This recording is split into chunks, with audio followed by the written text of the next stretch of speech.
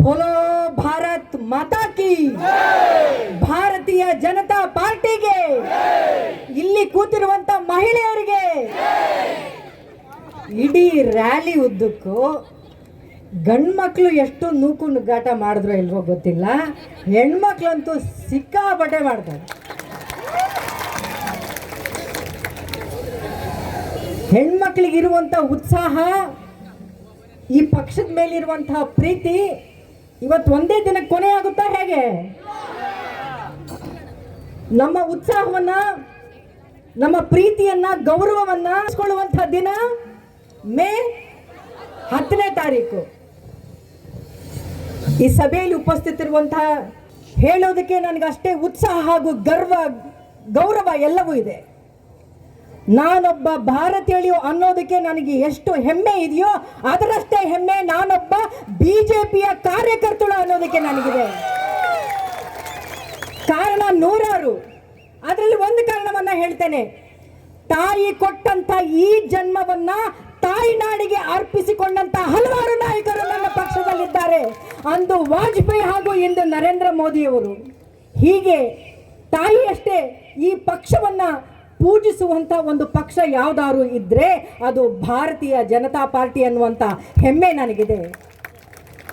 ತಾಯಿಂದ್ರೆ ಇವತ್ತು ಸಾಕಷ್ಟು ಜನ ಇಲ್ಲಿ ಬಂದಿದ್ದೀರಿ. ಬಹುಶಃ ಇಡೀ ಪ್ರಪಂಚದಲ್ಲಿ ಯಾವುದಾದ್ರೂ ಒಂದು ದೇಶ ಮಹಿಳೆಯನ್ನ ಪೂಜಿಸುತ್ತೆ ಅಥವಾ ಮಹಿಳಾ ದೇವರುಗಳು ಈ ಪ್ರಪಂಚದಲ್ಲಿ ಎಲ್ಲಾದ್ರೂ ಇದ್ರೆ ಅದು ಭಾರತದಲ್ಲಿ ಮಾತ್ರ. ಭಾರತಕ್ಕೆ ಮಹಿಳೆಗೆ ಪೂಜ್ಯ ಸ್ಥಾನವನ್ನು ಕೊಟ್ಟಿದ್ದೀವಿ. ಅಷ್ಟು ಮಾತ್ರವಲ್ಲ, ಇಡೀ ಭಾರತದಲ್ಲಿರುವಂಥ ಎಲ್ಲ ರಾಜಕೀಯ ಪಕ್ಷಗಳಲ್ಲೂ ನೋಡಿ, ಆ ರಾಜಕೀಯ ಪಕ್ಷಗಳಲ್ಲಿ ಮಹಿಳೆಯರಿಗೆ ಮುಖ್ಯ ಪ್ರಾಧಾನ್ಯತೆ ಕೊಟ್ಟಂತ ಪಕ್ಷ ಯಾವ್ದಾದ್ರು ಇದ್ರೆ ಅದು ನನ್ನ ಭಾರತೀಯ ಜನತಾ ಪಾರ್ಟಿ ಪಕ್ಷ ಅನ್ನೋದಕ್ಕೆ ನನ್ನ ಪಕ್ಷಕ್ಕಾಗಿ ದುಡಿದಿದ್ದಾರೆ. ಆಮೇಲೆ ಯಾವುದೇ ಒಬ್ಬ ಮಹಿಳೆ ತನ್ನ ಆಸ್ತಿ ಅಂತ ಅನ್ಕೊಳ್ಳೋದು ತನ್ನ ಕುಟುಂಬವನ್ನ ಮಾತ್ರ.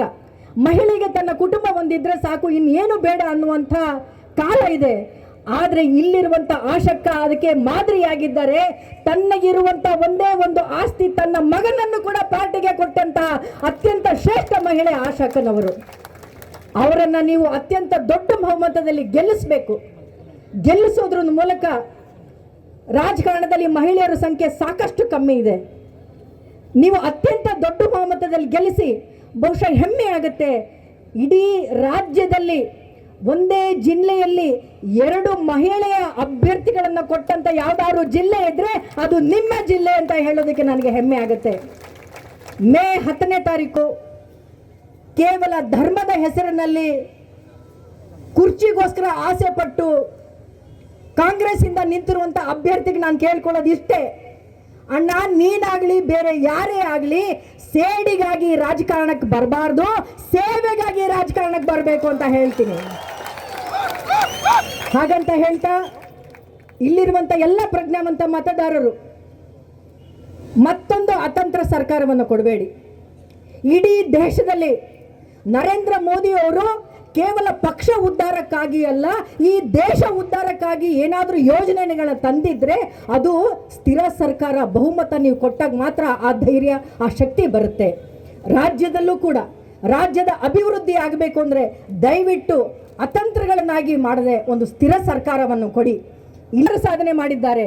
ಆದರೆ ನಾವು ಹಿಂದೂಗಳು ತುಂಬ ಹೆಮ್ಮೆಯಿಂದ ಗರ್ವದಿಂದ ಕನಸು ಕಾಣ್ತಾ ಇದ್ದದ್ದು ಅಯೋಧ್ಯೆಯಲ್ಲಿ ಒಂದು ರಾಮ ಮಂದಿರ ಆಗಬೇಕು ಅದನ್ನು ನನಸು ಮಾಡದಂತ ಪಾರ್ಟಿ ನಮ್ಮದು. ಅಷ್ಟು ಮಾತ್ರವಲ್ಲ, ಅತ್ಯಂತ ದೊಡ್ಡ ಬಹುಮತದಿಂದ ನೀವು ಗೆಲ್ಲಿಸ್ತಂದ್ರೆ ರಾಜ್ಯದಲ್ಲಿ ಹಾಗೂ ದೇಶದಲ್ಲಿ ರಾಮ ರಾಜ್ಯ ಬರೋದ್ರಲ್ಲಿ ಯಾವುದೇ ಅನುಮಾನ ಇಲ್ಲ ಅಂತ ಹೇಳ್ತಾ ನನ್ನ 2 ಮಾತನ್ನ ಮುಗಿಸ್ತೀನಿ. ಜೈ ಹಿಂದ್, ಜೈ ಕರ್ನಾಟಕ ಮಾತೆ.